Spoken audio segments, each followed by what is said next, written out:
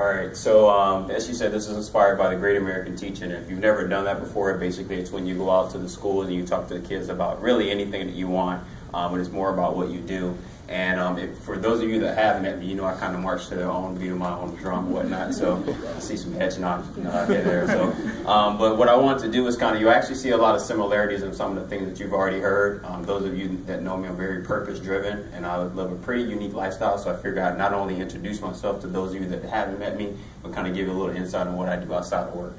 So marathon mindset is more of a concept versus a theme, and as you can see under there, New Era is called for new thinking, so that kind of explains a little bit about what I do. So I'll talk about who I am, let you know what I do. Hopefully this encourages you to kind of do some kind of continuous personal development, think outside the box. I've heard that term a couple of times today. And help identify your own pace and your brand, which is basically lifestyle, which is what I'll hit on here. So a little bit about myself here. That's a true depiction of me. I was born August 16th. Sorry, Steve, I was not born when you had your first job. I apologize. Originally from St. Petersburg, Florida. I'm the oldest of 4 siblings. I have 2 nephews and a niece. I went to college in Miami where I studied criminal justice, which has absolutely nothing to do with what I do today. But here I am, and I'm a project management professional.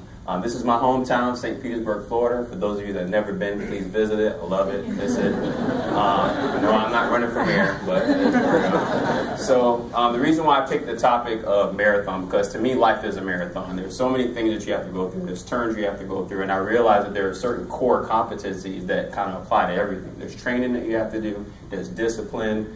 There's a goal to reach. You have to have belief in yourself, and then most importantly, you have to have the endurance to kind of get through those things. So when I was talking to the kids, I realized as I was preparing that before I started to talk to them, I need to make sure that I'm doing the things that I'm going to talk to them about. So I started talking to them about like how you have to realize how you represent yourself, where you realize where in social media, that's a big thing today. You look at some people's social media pages and they don't align with the people that they represent at work. So I wanted to make sure that they kind of thought about that stuff, how you carry yourself, the manners, etiquette, and I take pride in that stuff. So I try to make sure, hopefully that's the perception I'm giving everyone, because that's really who I am.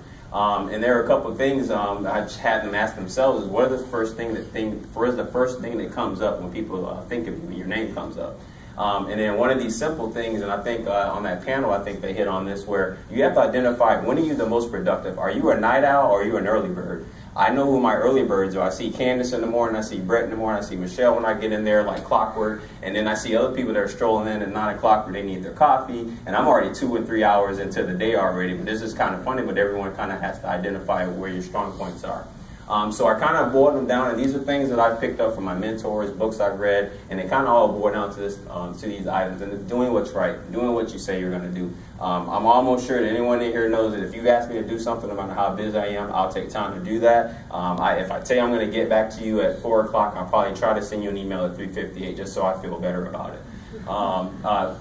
Health decisions, making healthier habits. It all boils down to lifestyle, if you see the trend here. Family, I had to realize, as you can see, I'm young, but I did start very early in the business world, where I worked around hard workers, and all we did was work from ding to dong. And then I realized that I was neglecting the whole family aspect about, having these family traditions and even a good game night.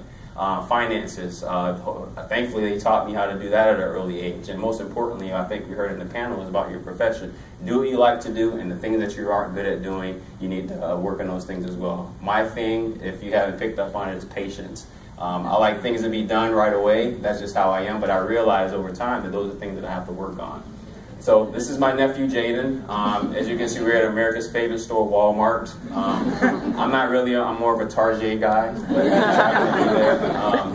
so what I do, and I know a lot of people always ask, like, what is it that you and Kent do? You guys just walk around and do nothing, right? So here you are.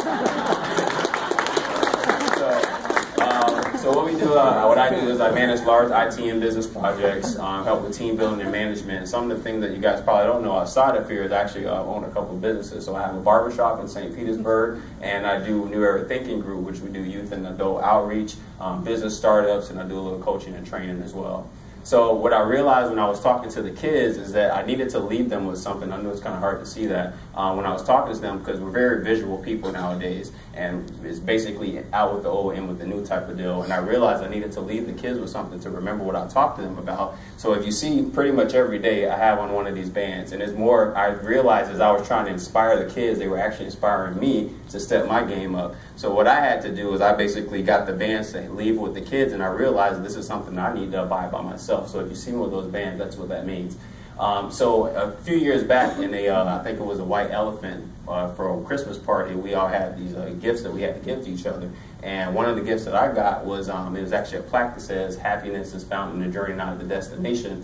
And I know it wasn't by chance that it was given to me, because I was just so caught onto like, oh, I want to get to this goal. I want to get to this goal. I'm very goal oriented. And I realized that I needed to start to kind of live my life a little bit, even though I've always had some fun, but I need to kind of mix it in a little bit more. So I'll show you a couple of pictures of a few things that I do outside of work, if you may.